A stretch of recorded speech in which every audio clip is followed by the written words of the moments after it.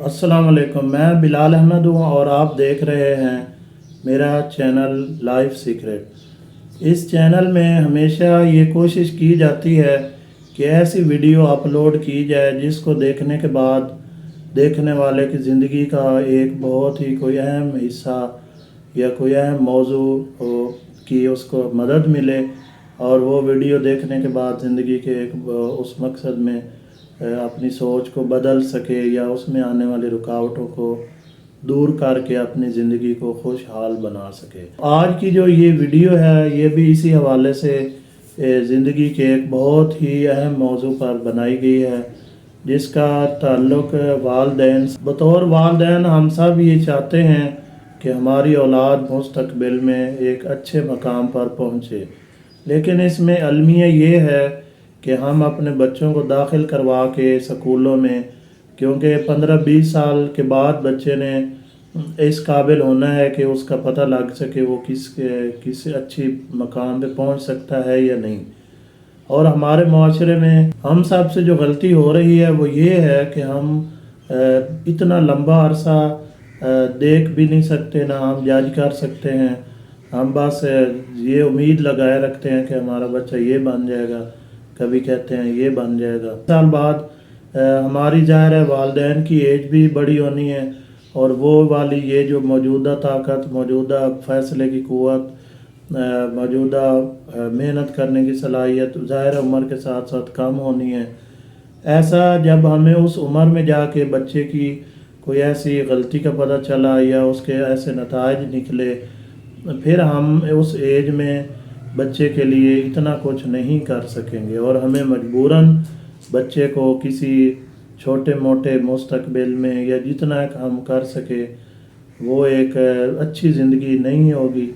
ہم بھی مایوس، بچہ بھی مجبور، اور پھر ہماری بہت ہی عجیب سی حالت ہوگی۔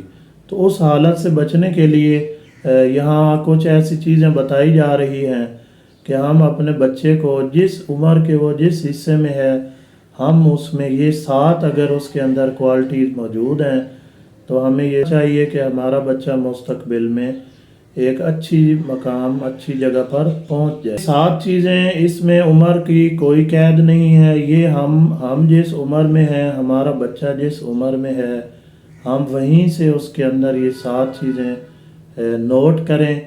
اگر تو یہ ہمارے بچے میں ہے تو یہ بہت ہی نعمت اور اچھی چیز نہیں ہے، تو والدین کی یہیں سے ذمہ داری شروع ہو جاتی ہے کہ وہ اپنے بچے میں یہ 7 چیزوں کی طرف، جن کی وجہ سے ہمارے بچے کی فیوچر کا اندازہ ہونا ہے۔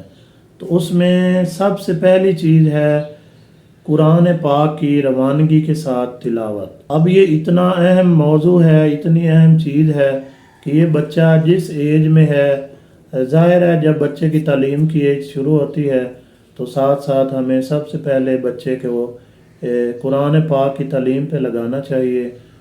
اور یہ ایک تجربے کی چیز ہے، اگر آپ کا بچہ قرآن پاک میں کو روانگی سے پڑھ لیتا ہے تو وہ یقیناً دنیاوی تعلیم کے لیے اس کا دماغ بہت ہی کھل چکا ہوتا ہے، اور وہ ایک اچھے اسٹوڈنٹ اور پوزیشن ہولڈر بچوں میں اس کا نام شامل ہوتا ہے۔ سب سے پہلی چیز ہے قرآن پاک کی تعلیم۔ اب آتے ہیں دوسری اہم چیز، وہ یہ ہے کہ بچے کی عمر جو بھی ہے، اس عمر کے مطابق جو بھی اس پہ اسلامی امور لاحق ہوتے ہیں وہ اس پہ لاگو ہو رہے ہیں یا نہیں ہو رہے، یہ دوسری چیز ہے۔ اب اس کو اگر ہم دیکھیں تو جب بچہ لاشعور ہوتا ہے تو اس پر اسلامی چیزیں، مثلاً اس کی پاکی ناپاکی اور اس کو کلمہ، اللہ کا نام، یہ سب چیزیں سکھانا اس کے والدین کی ذمہ داری ہے۔ پھر جب بچہ تھوڑا سا بڑا ہوتا ہے تو ہمیں چاہیے کہ ہم یہ چیزیں بچے کو اس کی عمر کے ساتھ ساتھ سکھائیں۔ اور جب بچہ نماز کی عمر میں آ جاتا ہے تو اس وقت ہماری ذمہ داری ہے کہ بچہ نماز پڑھے۔ اب یہ چیز ہم نے دیکھنی ہے کہ کیا ہمارا بچہ عمر کے حساب سے اسلامی امور پہ کتنا چل رہا ہے۔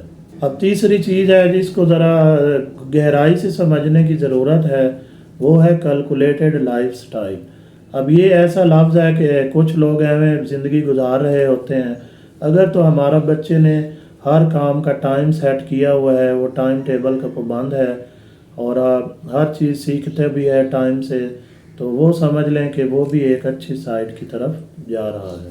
اب چوتھی چیز ہے کہ کیونکہ ہم نے بچے کو اساتذہ کے حوالے کیا ہوتا ہے، اب جو اس کے اساتذہ کرام ہیں اگر تو وہ بچے کے بارے اچھا تاثر دے رہے ہیں تو بھی آپ سمجھ جائیں کہ آپ کا بچہ ایک اچھے راستے پہ چل رہا ہے۔ اس کے بعد جو سب سے اہم چیز ہے والدین کا فرما بردار۔ اگر آپ کا بچہ عمر کے کسی بھی حصے میں ہے، وہ آپ والدین کا فرما بردار ہے، تو وہ بھی آپ کے لیے اچھا سائن ہے۔ آپ سمجھے کہ آپ کا بچہ اچھے راستے میں جا رہا ہے اور وہ آنے والے مستقبل کا ایک اچھا انسان بن کے دکھائے گا۔ اور اسی حوالے سے جو چھٹی کوالٹی ہے آپ نے بچوں میں چیک کرنی ہے، وہ ہے بڑوں کا احترام۔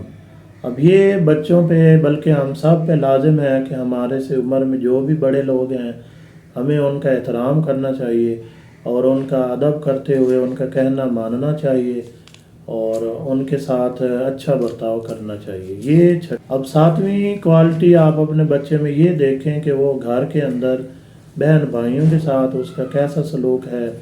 اگر وہ بہن بھائیوں کے ساتھ رحم دل ہے، اچھے اخلاق سے پیش آتا ہے، تو بھی آپ سمجھ لیں کہ آپ کا بچہ آنے والے مستقبل کا ایک اچھا۔ اب یہ ایسی اہم ترین 7 باتیں ہیں، آپ لوگوں نے ان کو اچھی طرح ذہن نشین رکھنا ہے اور ابھی سے اپنے بچے کو چیک کرنا شروع کریں۔ جو بچہ جس سٹیج پہ ہے، جس کلاس میں ہے، جہاں پہ ہے، آپ ان میں یہ 7 چیزوں کو گہرائی سے آبزرو کریں۔ اگر آپ کے بچے میں یہ 7 چیزیں موجود ہیں تو انشاءاللہ اللہ کے حکم سے آپ کا بچہ آنے والے وقت میں ایک اچھا انسان بن کے والدین کا نام روشن کرے گا۔ اگر ان 7 چیزوں میں سے کوئی چیز نہیں ہے تو بجائے اس میں سے آنکھ بند رکھنے کے یا اس سے آپ کنارہ کش رہنے سے، آپ وہ چیز اپنے بچے میں پیدا کریں۔ یہ آپ کے گھر میں بھی کام ہو سکتے ہیں۔ آپ بچے کی تربیت گھر میں کریں گے اور اس کا اثر آپ بچے کی کلاس میں اس کے ساتھ نوٹ کریں گے، آپ اس کا مستقبل نوٹ کریں گے، تو انشاءاللہ آپ کا بچہ کل کو آپ کو بھی دعائیں دے گا، اپنے اساتذہ کو بھی دعائیں دے گا اور آنے والے وقت کا ایک اچھا انسان بنے گا۔ اللہ پاک ہم سب کا حامی و ناصر ہو اور ہمیں اچھی اچھی باتوں پر عمل کرنے کی توفیق دے۔ والسلام۔